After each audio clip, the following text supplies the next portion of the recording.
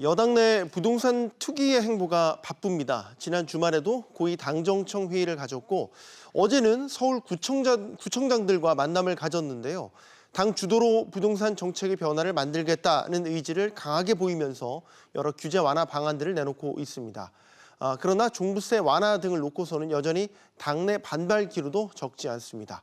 속도를 내고 있는 부동산 특위와 논의되고 있는 주요 이슈들을 김준환 서울디지털대학교 교수와 짚어보도록 하겠습니다. 안녕하십니까? 안녕하십니까? 앞서 말씀드렸지만 어제 더불어민주당 부동산 특위와 서울시 구청장들이 만나는 자리가 있었어요. 이 자리에서 김진표 위원장이 작심 비판을 했습니다. 그러면서 세금 완화 등 여러 가지 이제 실수요자들을 중심으로 대책을 마련하겠다 이런 의지를 보이고 있는데 최근 특위의 행보 어떻게 보고 계십니까? 일단은 이번 서울시장 선거 패배가 굉장히 충격적이었고 거기에 주요 키워드가 부동산이었습니다. 네. 그래서 이제 굉장히 긴장할 수밖에 없고 지금 7개 지역 구청장들이 만났는데 여기서 이제 얘기하는 것이 결국 이제 지자체 세수 차원에서는 이 세금 감면이라는 게 부담스럽지만 더 부담스러운 것은 결국 민심이다. 그래서 이제 재산세라든가 종부세, 그다음에 재건축 안전진단 이런 여러 가지 그런 규제에 대해서 뭔가 좀 완화를 해야 된다라는 목소리가 좀 높았던 것으로 이렇게 보입니다. 네, 자 부동산 특위에서 지금 논의하고 있는 여러 이야기들을 한번 해보겠습니다. 일단 재산세 부분이요. 재산세 부분은 감면 기준을 높이는 것으로 지금 논의가 중지가 모아지고 있는 것으로 보고 계시죠?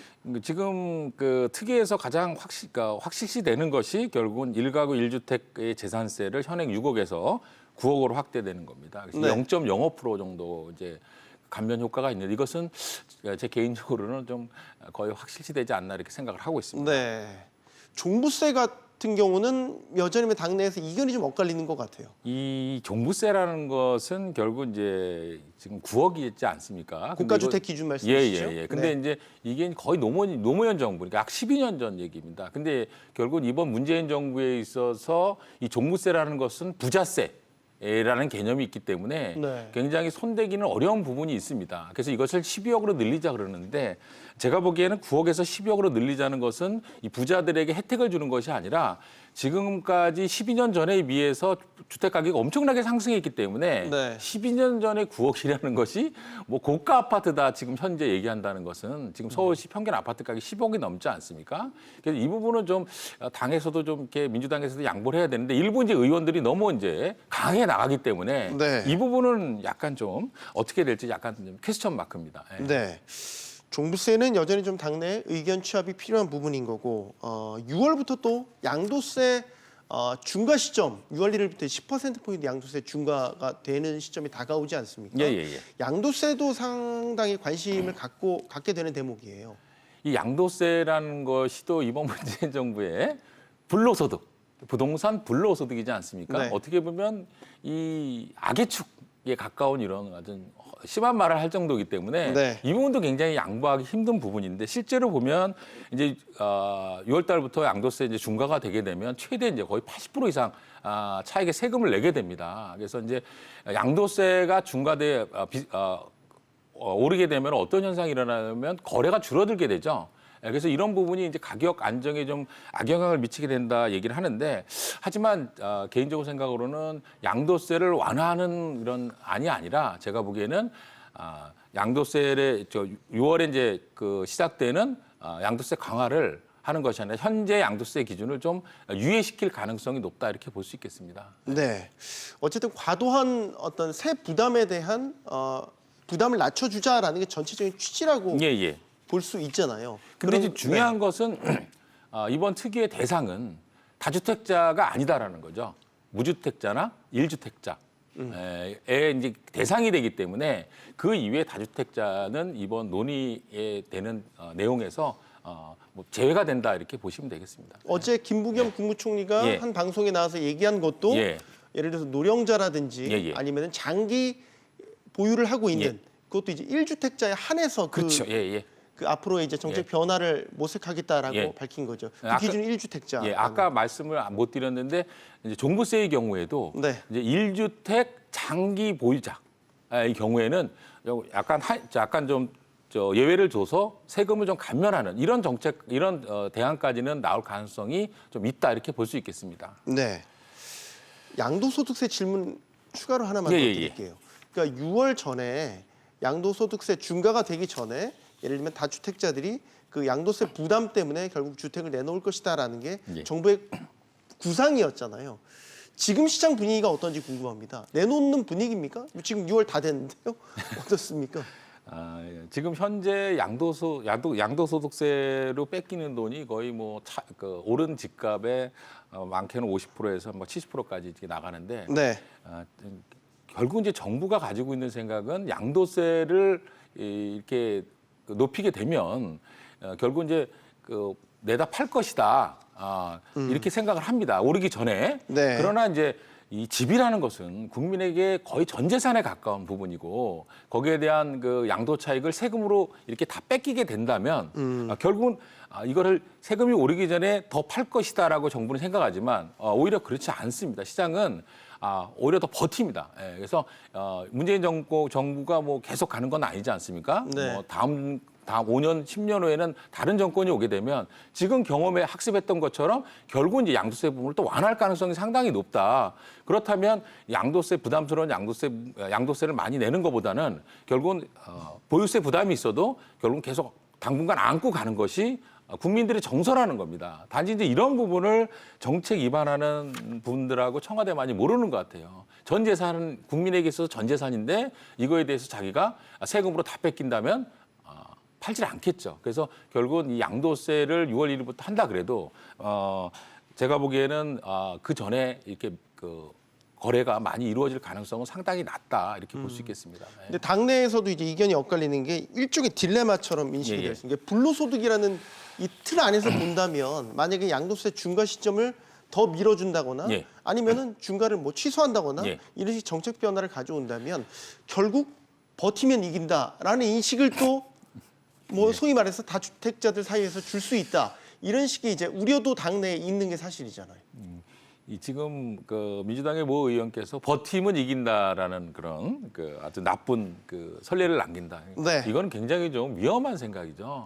국민들에게 있어서 버티면 이긴다라는 부분인데 정부가 정책으로 여러 가지 세금이라는 중과세 수단을 가지고 국민이 가지고 있는 집을 강제로 팔게 할 수 있다라는 생각 자체가 좀 약간 무리인 것 같아요. 예, 그래서 그런 부분에 대해서는 제가 보기에는 양도세 중과만이 답이 아니다. 그래서 제가 보기에 이번 이 특위에서 이 양도세 중과하는 부분에 대해서 유예되는 선에서 아마 마무리될 가능성이 좀 있지 않나 이렇게 생각합니다. 왜냐하면 네. 지금까지도 계속 정부가 의도한 만큼 거래가 이루어지지 않고 있지 않습니까? 네. 그리고 이 특위가 일단 구성이 됐기 때문에 시장에서 다주택 보유자들은 뭔가 바뀌겠구나.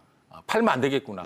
아예 이걸 만들지 않았으면 되는데 특위를 만들므로써 이제 결국은 양도세 부분에 대해서 이제 6월 1일부터 시작되는 중과세는 거의 이제 유예될 가능성이 높다고 이미 일반 시장에서는 인지를 하고 있기 때문에요. 그래요? 예, 대부분 그렇게 생각을 하겠죠. 자, 또 그리고 다른 특이 이슈도 짚어보겠습니다. 송영길 대표가 공약했던 부분이죠. 주택담보대출 비율 LTV라고 하는데 90%까지 올리겠다. 그래서 청년, 신혼부부 같은 무주택 실수요자들이 이 혜택을 누릴 수 있도록 하겠다라는 게 또 하나의 지금 논의되고 있는 방향입니다. 일단 여기에 대한 평가부터 부탁드릴게요. 결론부터 얘기하면 방송에서 이런 말씀드리면 뭐하는데 좀 말도 안 되는 얘기고요. 말도 안 되는 네. 얘기입니까? LTV를 90% 해준다는 얘기는 일본 같은 경우에는 버블 붕괴 전에 아마 그런 현상이 있었어요. 주택 가격이 계속 올라가니까 거의 100% 이상 대출을 해주고 결국 이제 이런 부분이 어떤 문제가 됐냐면은 버블이 붕괴되면서 대부분의 이제 금융권들이 이제 도산을 하는 이런 이제 지경에 이르게 됐습니다. 대출을 또하는 금융권이 그렇죠. 도산을 한다. 실제적으로 은행에서 근저당을 설정할 때는 주택 평가 가액의 110%를 설정하게 돼 있죠. 네. 근데 90%까지 대출을 하게 해준다.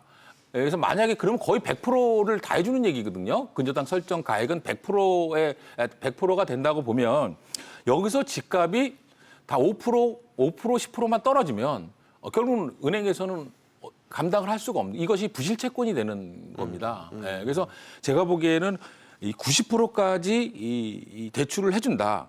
이거는 제가 보기에는 굉장히 위험한 생각이고요. 우리나라 부동산 시장, 주택 시장을 우리 신혼부 특히 이제 청년층 신혼부부에게 이런 혜택을 준다고 얘기를 했는데 이런 청년 신혼부부를 정말 주택 투기 시장으로 내몰아서 만약에 미래 불확실성을 생각하지 않고 이들을 그쪽에 투기 시장으로 내보낸다는 겁니다. 만약 여기서 주택 가격이 특히 이제 신도시 같은 경우에 지금 당첨이 돼도 5년, 8년 이후에 이제 들어가게 되거든요. 네. 그러면 지금 5년, 8년 후에 집값이 지금보다 오른다는 보장은 없지 않습니까? 네. 만약에 여기서 조금만 집값이 하락을 하게 된다면 입주하기 전부터 아마 큰 문제가 생길 겁니다. 이거는.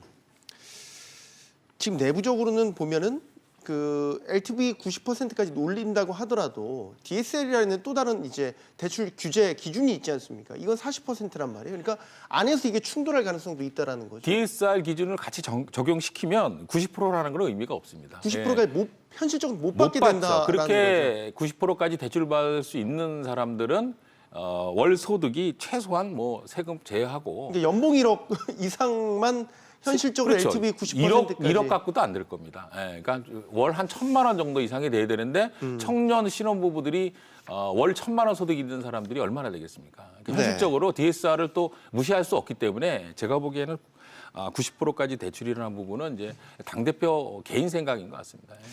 마지막 질문은 시장 얘기로 질문을 드릴게요. 오세훈 시장이 취임 한 달 기자회견을 가졌는데 재건축, 재개발, 공급에 대한 포부를 다시 한번 밝혔습니다. 서울시 내에서 지금 재건축, 재개발 움직임이 활발한 것으로 우리가 전해지고 있죠. 예. 그런데 실질적인 예를 들어서 뭐 인가 절차나 이런 것들은 또 그 기대에 비해서는 또 뒤처진다는 얘기도 있는 거고 정확하게 시장 상황이 어떻다고 보십니까? 일단은 오세훈 시장이 당선되면서 이제 규제 완화 등에 대한 기대감, 그죠? 이럴 때문에 가격이 약간 상승을 했습니다만 실제 시장의 구체적인 움직임은 거의 없다 이렇게 볼 수가 있겠습니다. 그 네. 원인은 대부분 그런 정책에 대한 그 부분은 국토부나 이제 정부의 결정 사항이기 때문에 실제적으로 오세훈 시장 단독으로 할 수 있는 일은 거의 없다고 보시면 되겠습니다. 네. 오히려 최근에 갑자기 집값이 이제 상승을 하니까 오세훈 시장도 이제 뭐 몇 개월 1년 미만 시장 아닙니까? 재선을 네. 해야 되는데 이 가격 상승이 부담이 될 수밖에 없죠. 그래서 오히려 토지거래 허가 구역을 지정을 하게 됐고요. 그래서 이제 결국은 제가 보기에는 오세훈 시장이 남은 임기 동안에는 계속 여러 가지 계획 정도만 내는 선에서 끝날 거라고 생각을 하고요. 구체적으로 어떤 구체적인 플랜이 나오거나 실제적으로 결과가 나오기는 상당히 어렵다 이렇게 볼 수 있겠습니다. 현실적인 한계가 있다라는 말씀이시죠. 그럼요. 네. 알겠습니다. 오늘 여기까지 듣겠습니다. 서울디지털대학교 김준환 교수와 이야기 나눠봤습니다. 감사합니다. 감사합니다.